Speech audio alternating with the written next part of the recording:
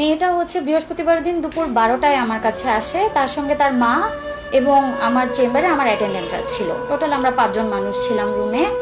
তো আমি যখন মেয়েটাকে জিজ্ঞাসা করি যে মা তোমার কি সমস্যা লাগে বলো, সে প্রথমে খুবই ভয়ে ছিল। একটু কনসোল করা হলো, তাকে একটা কলম একটা চকোলেট দিয়ে একটু কনসোল করা হয়েছে। তারপরে সে আমাকে বলল ম্যাডাম আমার পেটটা ভার ভার লাগে, কি জানি লড়ে।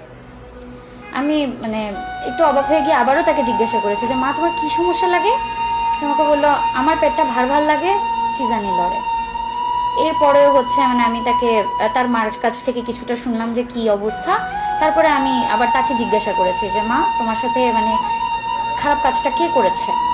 সে শুধু হুজুর, হুজুর শব্দটা সে 2বার বলল, হুজুর বলে মানে বাচ্চাটা এই পুরো। মেয়েটার বাবা নাই, মেয়েটা একজন এতিম। তো মেয়েটা হচ্ছে তার নানির কাছে বড় হয়েছে আর এই মাদ্রাসায় পড়ালেখা করে। তার মা একজন গরিব মানুষ, সে অন্য বাসা বাড়িতে কাজ করে, তার পড়াশোনার খরচ চালায়। কিন্তু এই ধরনের হুজুর এই ছোট বাচ্চাদের সাথে এরকম খারাপ কাজ করে তাদের লাইফটা, তাদের জীবনটা অনেক নষ্ট করে দিচ্ছে।